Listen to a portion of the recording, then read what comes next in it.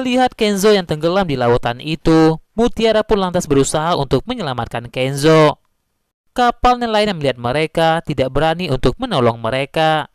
Nelayan itu lantas beritahu warga yang lain jika ada kapal yang terbalik. Saat itu Kayla tengah bersama dengan Pak Budi. Kayla beritahu Pak Budi jika Kenzo tak bisa dihubungi. Sandra pun lantas datang. Sandra pun lantas marah kepada Kayla karena Sandra tidak tahu kabar Kenzo bagaimana. Kayla beritahu Sandra jika Kenzo dan Mutiara masih berada di laut. Tiba-tiba saja, seorang nelayan pun beritahu Pak Budi jika ada kapal terbalik di laut. Ada seorang cowok dan seorang cewek yang berada di kapal itu. Sandra pun lantas takut jika itu adalah Kenzo. Kayla pun minta Sandra tenang. Kayla pun lantas minta Pak Budi untuk menghubungi tim SAR. Sandra tak mau jika Kenzo kenapa-napa. Sandra pun lantas mengancam Kayla. Jika terjadi apa-apa kepada Kenzo, Sandra tidak akan maafkan Kayla. Sementara itu, Rianti pun merasa khawatir kenapa Kenzo tak bisa dihubungi. Begitu juga dengan Aditya. Rianti tak bisa menghubungi Aditya. Saat itu Aditya baru saja pulang. Aditya katakan HP-nya lowbat kepada Rianti. Aditya pun merasa kesal kepada Rianti karena setiap hari Aditya harus menerima ocehan dan keluhan dari Rianti. Aditya katakan kepada Rianti jika dirinya pulang butuh ketenangan. Rianti katakan pada suaminya itu jika dirinya butuh perhatian dari Aditya. Aditya minta Rianti bersyukur karena semuanya telah diberikan oleh Aditya. Rianti tanyakan kepada Aditya kenapa Mutiara ikut dengan Kenzo. Aditya minta Rianti tidak ikut campur masalah pekerjaan. Itu menjadi urusannya Aditya. Aditya minta Rianti untuk pikirkan cara agar Aditya tidak bosan berada di rumah. Aditya minta Rianti untuk tidak mendikte dirinya seperti ini. Sandra pun ingin ikut ke lokasi di mana kapal itu terbalik. Sandra pun lantas menghubungi Bu Rianti. Rianti pun lantas khawatir mendengar kabar jika Kenzo tenggelam di laut. Aditya pun lantas menghubungi Kayla. Kayla pun beritahu Pak Aditya jika ada kapal terbalik, ada perempuan dan laki-laki. Tapi belum jelas apakah itu Kenzo. Aditya pun minta Rianti tenang. Rianti pun lantas menyalahkan Aditya telah mengizinkan Mutiara untuk ikut bersama Kenzo. Aditya pun merasa yakin jika Kenzo baik-baik saja. Dalam hati Rianti berpikir, Rianti ingin Aditya tahu jika Kenzo bukanlah anak kandung Aditya. Rianti pun lantas beritahu Aurel jika Kenzo kakaknya tenggelam di laut. Aurel pun lantas panik dan Aurel pun bergegas untuk kembali ke rumah. Sementara itu, Kayla dan Sandra bersama tim SAR lakukan pencarian untuk mencari Kenzo dan Mutiara.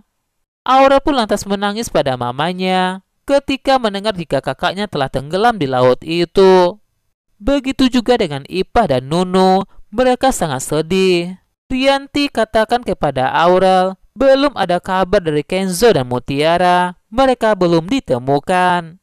Aditya pun merasa yakin jika Kenzo tak kenapa-napa, karena Aditya sudah mengajari Kenzo berenang dari kecil. Rianti pun meminta kepada Aditya agar meminta Kenzo agar bekerja di kantor saja. Aditya katakan pada Rianti, tujuan Aditya melakukan itu untuk menguji mental Kenzo, agar Kenzo kuat dan bisa menerima tantangan seperti cuaca sama seperti Aditya.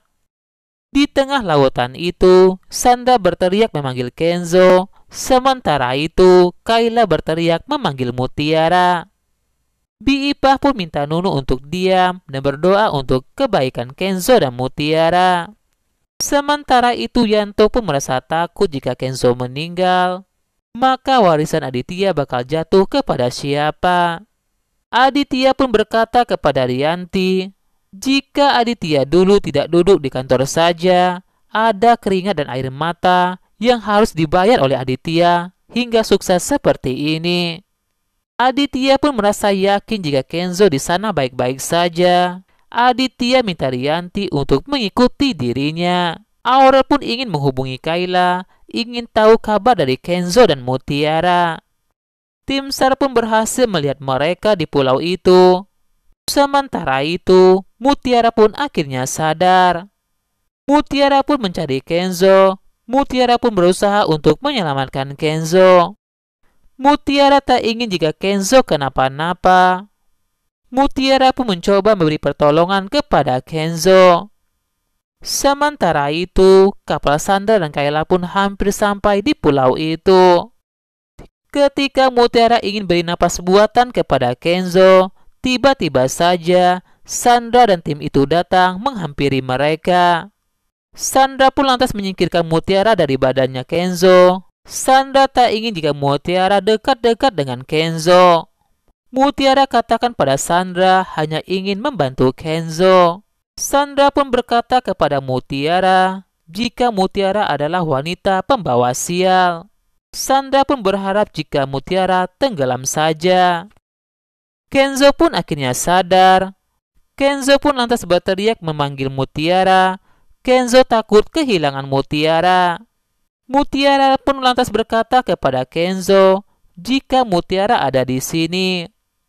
Kenzo pun lantas tenang melihat Mutiara. Kenzo pun lantas memeluk Mutiara. Saat itu Mutiara hanya bisa diam ketika dipeluk oleh Kenzo. Sementara itu, Sandra pun lantas kaget melihat itu. Begitu juga dengan Kayla. Ketika Aditya, Rianti, dan Aurel ingin menyusul Kenzo, Kayla pun lantas beritahu Aurel jika Kenzo dan Mutiara telah selamat. Mereka berdua pun baik-baik saja. Semua keluarga Kenzo pun bahagia sekali mendengar kabar baik itu. Aditya pun berkata pada Kayla, Aditya minta mereka pulang jika urusan mereka telah selesai. Mutiara pun seperti terpana dan terpukau melihat Kenzo. Mutiara pun tidak menyangka jika Kenzo adalah laki-laki yang bertanggung jawab dengan pekerjaannya. Padahal Kenzo baru saja mengalami musibah, namun Kenzo tetap melakukan pekerjaannya. Sandra pun lantas heran, kenapa Mutiara senyum-senyum melihat Kenzo. Sandra pun berkata kepada Mutiara jika Sandra ingin jadi Cinderella bagi Kenzo. Sandra pun minta Mutiara sadar jika dirinya tidak pantas bagi Kenzo. Sandra pun minta Mutiara tetap di sini dan minta Mutiara tidak balik ke Jakarta. Sandra bakal membayar Mutiara berapa saja jika Mutiara mau melakukan itu.